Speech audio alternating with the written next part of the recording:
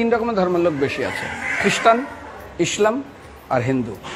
100 জন খ্রিস্টানকে যদি একই প্রশ্ন করে তোদের ভগবানকে, একবারই বলবে আমাদের ভগবান ঈসা মসীহ, যিশু খ্রাইস্ট।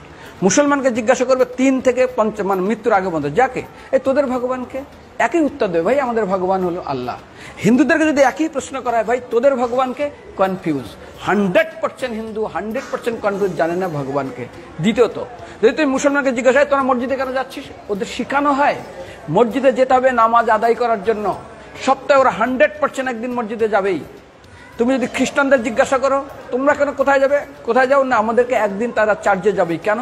ঈশ্বরে প্রার্থনা করার জন্য, ওদের শিখানো হয় জন্মের থেকে, এটা সংস্কার। আর হিন্দুদের যদি জিজ্ঞাসা করে তোমরা মন্দিরে কেন যাচ্ছ, হ্যাঁ আমার ছেলের বিয়ে হচ্ছে না, আমার মেয়ের বাচ্চা হচ্ছে না, আমার বাবা হসপিটালে আছে, কালকের আমার মামলার ডেট আছে, আমার ব্যবসা খুব খারাপ, আমার শরীর খুব খারাপ।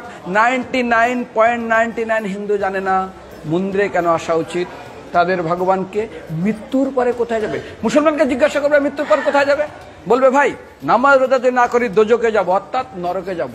যদি হিন্দুদেরকে জিজ্ঞাসা, ওদেরকে বলবে আর যদি করো নামাজ রোজা করি তাহলে বেহেশতে স্বর্গে যাব। যদি খ্রিস্টানদেরকে জিজ্ঞাসা করো, এই তোমরা যদি আমরা ঈশ্বর আরাধনা করি হেল অর্থাৎ নরকে যাব।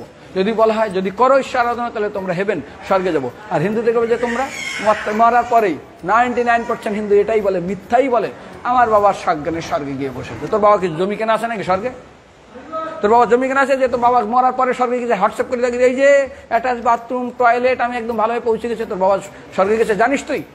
আরে মৃত্যুর আগে এত কষ্ট পায়, এত কিছু করে, মারার পরে আমার বাবা স্বর্গে গেছে।